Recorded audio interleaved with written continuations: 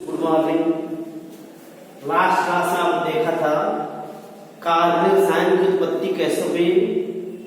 प्रारंभ में लीमरी नामक वैज्ञानिक ने यौगिकों को 3 वर्गों में बांट दिया था: खनिज पदार्थ, जैव पदार्थ, वनस्पतिक पदार्थ। बाद में बर्जीलियस ने जैव सिद्धांत दिया जो काफी हद तक मानता है। बाद में ये सभी कॉन्सेप्ट अमान्य हो गए और उसके बाद दिया गया है सभी यौगिक 2 प्रकार के होते हैं: अकार्बनिक यौगिक और कार्बनिक यौगिक। कार्बनिक यौगिक क्या होता है, उनका अध्ययन करता है कार्बनिक रसायन, है ना। अब पहला है कार्बनिक रसायन की परिभाषा या कार्बनिक रसायन किसे कहते हैं। सुनिए जरा, रसायन विज्ञान की वह शाखा या कह लीजिए विज्ञान की वह शाखा जिसमें कार्बन तथा उसके यौगिकों के बारे में अध्ययन किया जाता है उसे कार्बनिक रसायन कहा जाता है। यही बात लिख रहा हूं, विज्ञान की वह शाखा जिसमें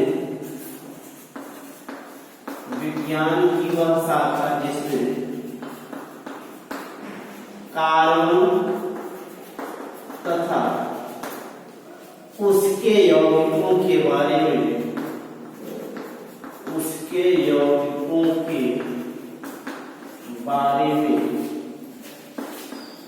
अध्ययन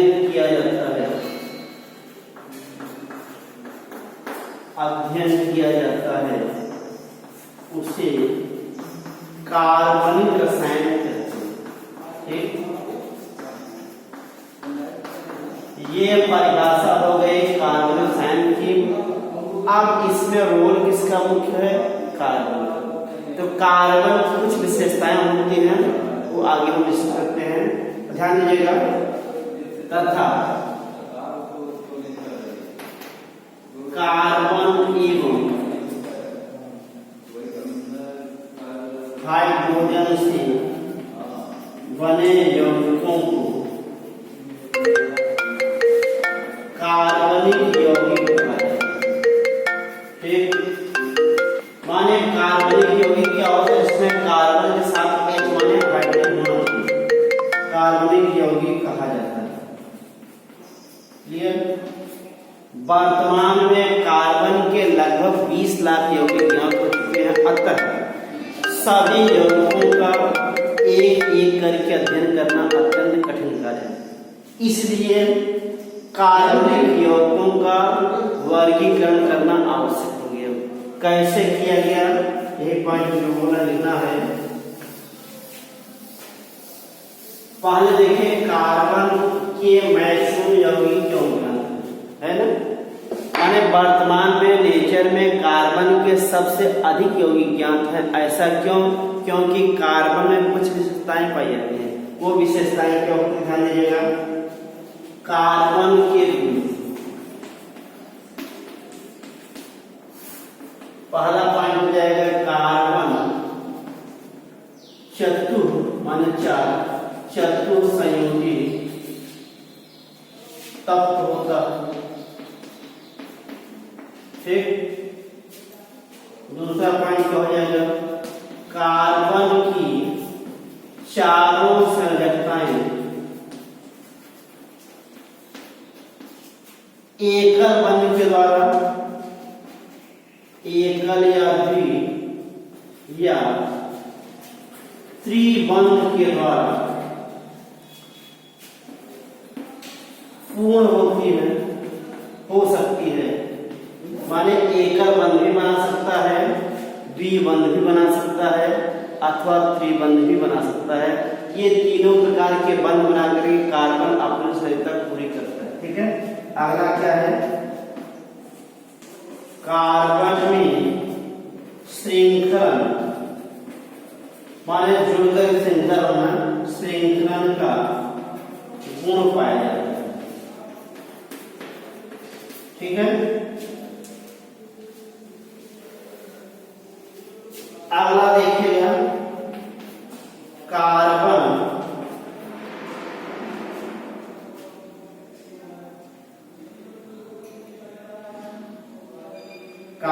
क्या होता है, एक छोड़ दीजिए। ये 3 मुख्य गुण हैं कार्बन के। इन गुणों के आधार पर हम जस्टिफाई करते हैं, इसीलिए कार्बन के मैक्सिमम यौगिक ज्ञात हैं। अब लिखेंगे उपरोक्त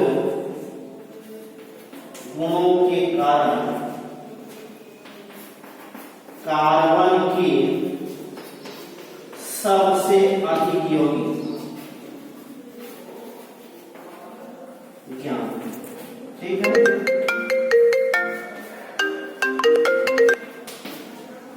ये रीजन मिल गया आपको। कार्बन चतुस्संयोजी तत्व होता है, माने कार्बन का परमाणु क्रमांक 6 होता है। इलेक्ट्रॉनिक विन्यास करेंगे, वायु कोश में 4 इलेक्ट्रॉन होते हैं। अष्टक पूरा करने के लिए 4 इलेक्ट्रॉन आवश्यकता होती है, इसलिए कार्बन की अधिकतम संयोजकता 4 होती है। सेकेंड नंबर जाएगा कार्बन की चारों संयोजकताएं 4 कार्बन है, 4 एकल बंध बना के पूरा कर सकता है, अथवा 2 द्विबंध बना के पूरा कर सकता है, अथवा 1 त्रिबंध और 1 एकल बंध बना करके अपनी वैलेंसी को पूरा कर सकता है।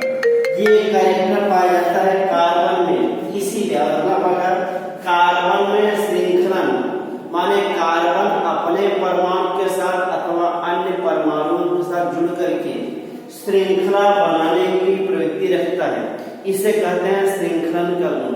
तो कार्बन में श्रृंखलन का गुण पाया जाता है, इसलिए कार्बन के मैक्सिमम या सबसे अधिक यौगिक ज्ञात है। अब इन यौगिकों का अध्ययन करना है। अध्ययन की सुविधा के लिए क्या किया गया है, कार्बनिक यौगिकों का वर्गीकरण किया गया है। देखिए आगे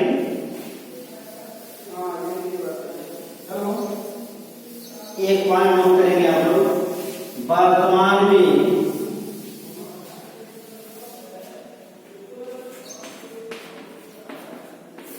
वर्तमान में कार्बन की सबसे अधिक या कह सकते हैं कार्बन के लगभग 20 लाख यौगिक ज्ञात हैं। ठीक है, अतः प्रत्येक का अलग अलग अध्ययन करना अत्यंत कठिन होता है या अत्यंत कठिन है। ठीक, अतः अध्ययन की सुविधा के लिए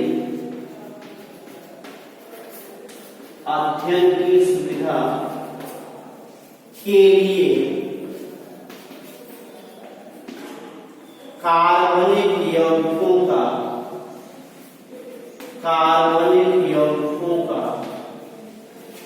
वर्गीकरण करना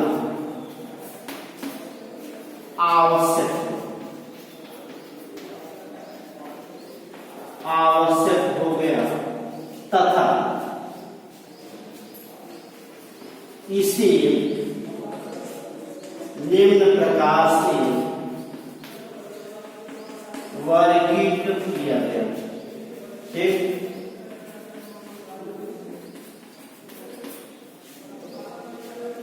देखिए ध्यान ये बताया गया है, जब कहीं प्रॉब्लम क्रिएट होती है, इट मीन्स प्रॉब्लम आती है, उसका समाधान खोजा जाता है। वर्तमान में प्रकृति में लगभग कार्बन के 20 लाख यौगिक ज्ञात हैं, अतः प्रत्येक यौगिकों का अलग अलग अध्ययन करना अत्यंत कठिन कार्य हो गया। अध्ययन की सुविधा के लिए क्या किया गया, कार्बनिक यौगिकों का वर्गीकरण किया गया। अब यह वर्गीकरण कैसे किया गया, ये देखिए आगे थोड़ा सा।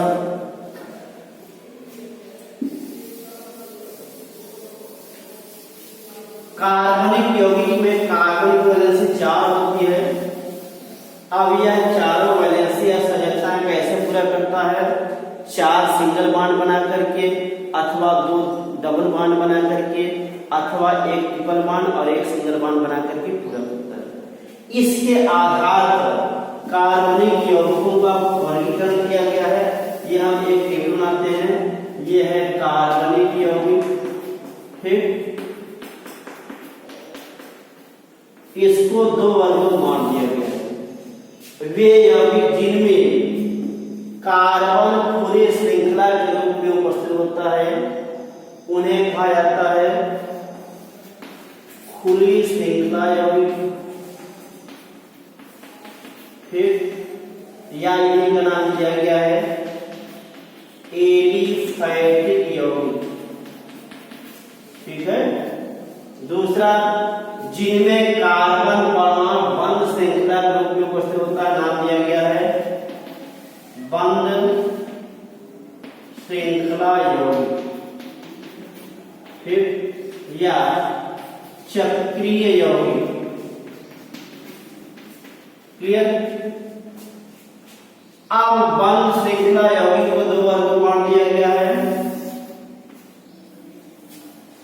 एक बनाया गया है समचक्रीय और दूसरा बनाया गया विषम चक्रीय। ठीक। समचक्रीय यौगिक क्या होते हैं? जिसमें केवल कार्बन तथा हाइड्रोजन परमाणु चक्रीय क्रम में व्यवस्थित होते हैं, उन्हें कहा जाता है समचक्रीय यौगिक। ठीक। और जिनमें कार्बन तथा हाइड्रोजन के अतिरिक्त कोई ऋण विकृति परमाणु चक्रीय क्रम में जुड़ा होता है, उसे कहा जाता है विषम चक्रीय यौगिक। समचक्रीय यौगिक दो होते हैं। पहला बनाया गया है एरोमेटिक यौगिक। ठीक। और दूसरा बनाया गया है एलिसाइक्लिक। एलिसाइक्लिक यौगिक। इन सब का डिटेल हम आगे बताएंगे। एरोमेटिक यौगिक क्या होता है, समचक्रीय यौगिक क्या होते हैं, एलिफैटिक यौगिक क्या होते हैं, खुली श्रृंखला यौगिक क्या होते हैं, बंद श्रृंखला यौगिक क्या होते हैं, माने सभी के बारे में एक एक करके डिटेल हम अभी पढ़ाएंगे, समझाएंगे। ठीक। ये हो गया कार्बनिक यौगिक का वर्गीकरण। माने ध्यान दीजिएगा, कार्बनिक यौगिक ऐसे कार्बनिक यौगिक जिनमें कार्बन परमाणु सीधी श्रृंखला के रूप में उपस्थित होता है, उसे नाम दिया गया है खुली श्रृंखला यौगिक या विवृत यौगिक या एलिफैटिक यौगिक। क्लियर।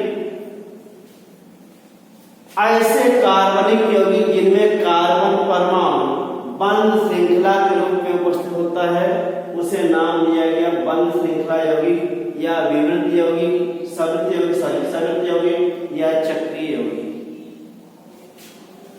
चक्रीय यौगिकों को दो भागों में बांट दिया गया है, समचक्रीय और विषम चक्रीय। ऐसे चक्रीय यौगिक जिनमें केवल कार्बन तथा हाइड्रोजन परमाणु उपस्थित होते हैं, उन्हें कहा जाता है समचक्रीय यौगिक। जिनमें कार्बन एवं हाइड्रोजन परमाणु के अतिरिक्त कोई ऋण विकृति परमाणु चक्रीय क्रम में जुड़ा होता है, उसे कहते हैं विषम चक्रीय यौगिक। ठीक है। समचक्रीय यौगिक दो प्रकार के होते हैं, एरोमेटिक, एलिसाइक्लिक। एरोमेटिक कंपाउंड क्या होते हैं? ऐसे समचक्रीय यौगिक जिनमें कार्बन तथा हाइड्रोजन परमाणु एकांतर क्रम में द्विबंध के द्वारा चक्रीय क्रम में जुड़े होते हैं, उन्हें कहा जाता है एरोमेटिक यौगिक। एलिसाइक्लिक यौगिक क्या होता है? ऐसे समचक्रीय यौगिक जिनमें कार्बन तथा हाइड्रोजन परमाणु एकल बंध के द्वारा चक्रीय क्रम में जुड़े होते हैं, उन्हें कहा जाता है एलिसाइक्लिक यौगिक। वास्तव में इन्हें साइक्लो एल्केन भी कहा जाता है। ये रियल में एल्केन होते हैं, लेकिन चक्रीय क्रम होते हैं, नाम दे दिया गया है साइक्लो एल्केन। अब यहां देखिएगा, एलिफैटिक यौगिक को तीन वर्गों में बांटा गया है। पहला है एल्कीन, आगे डिटेल बताएंगे। दूसरा है एल्कीन और तीसरा है एल्काइन। ठीक। ये तीनों मिलकर के एलिफैटिक समूह का निर्माण करते हैं। इसमें कार्बन की वजह से क्या होती है, चारों एकल बंध जुड़े होते हैं, इसमें 2 द्विबंध होता है, इसमें 1 त्रिबंध होता है, 1 सिंगल बॉन्ड होता है। तो जब कार्बन परमाणु की चारों संरचनाएं एकल बंध के द्वारा जुड़ी होती हैं उसे नाम दिया गया है एल्कीन, और जब 2 द्विबंध के द्वारा जुड़ा होता है उसे कहते हैं एल्कीन। 1 त्रिबंध 1 एकल बंध है तो नाम दिया जाता है एल्काइन। ठीक है, अब पहला हम लेके चलते हैं, डिटेल में नोट कर लीजिए क्या बोलते हैं।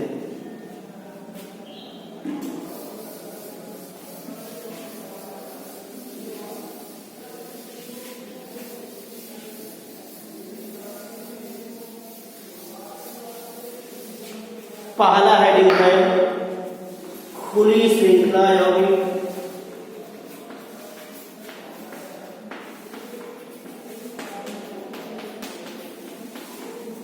या विवृत यौगिक,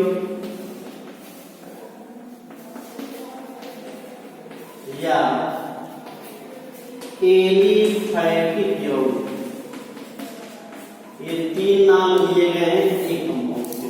फिर क्या होता है, ऐसे कार्बनिक यौगिक, ऐसे कार्बनिक यौगिक जिनमें कार्बन परमाणु की चारों संरचनाएं, कार्बन परमाणु की चारों संरचनाएं एकल बंध के द्वारा जुड़ी होती है उसे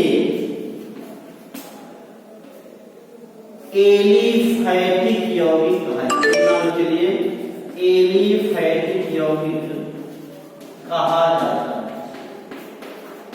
एक एग्जाम्पल देखिए, इन्हें 3 वर्गों में विभाजित किया गया है।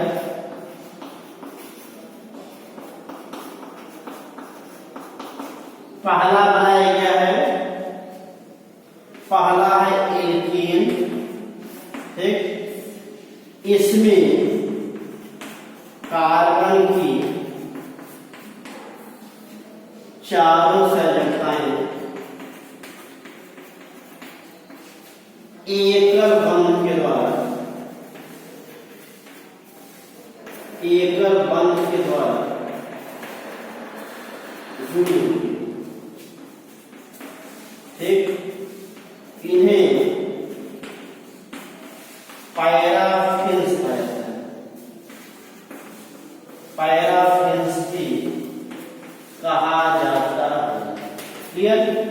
एग्जाम्पल देखिए, जैसे पहला कंपाउंड है मीथेन, एथेन, प्रोपेन। 3 एग्जाम्पल दिए गए हैं। अब तीनों के स्ट्रक्चर देखिएगा आगे। स्ट्रक्चर कैसा होगा, अभी परिभाषा लिखी गई है, कार्बन की चारों वैलेंसिया संरचनाएं किससे पूर्ण होंगी, एकल बंध के द्वारा। अब ये एकल बंध क्या होगा, ध्यान दीजिए। जैसे पहला एग्जाम्पल दिया गया मीथेन, CH सूत्र होता है, स्ट्रक्चर बनाएंगे, कार्बन ये हो गया, ये 4H परमाणु हो गया। ठीक, दूसरा है ethane, formula C2H6, carbon valency 2 हो गया, ये 4 वैलेंसी चारों हो गए, H परमाणु। ठीक, ये हो गया स्ट्रक्चर। तीसरा बताया गया प्रोपेन, नंबर ऑफ कार्बन कितने होंगे, 3 होंगे, C3H8 हो जाएगा। स्ट्रक्चर बनाइए, C3 हो जाएंगे, सभी की संरचनाएं एकल बंध हो जाते हैं, ऐसे मिल जाते हैं, ये सभी H परमाणु। ठीक, इसे कहा जाता है। ये सभी एग्जाम्पल किसके हैं, एल्केन के। सेकेंड है एल्कीन डबल बॉन्डेड, और तीसरा होता है एल्काइन ट्रिपल बॉन्डेड। ठीक है, बस यही याद करना।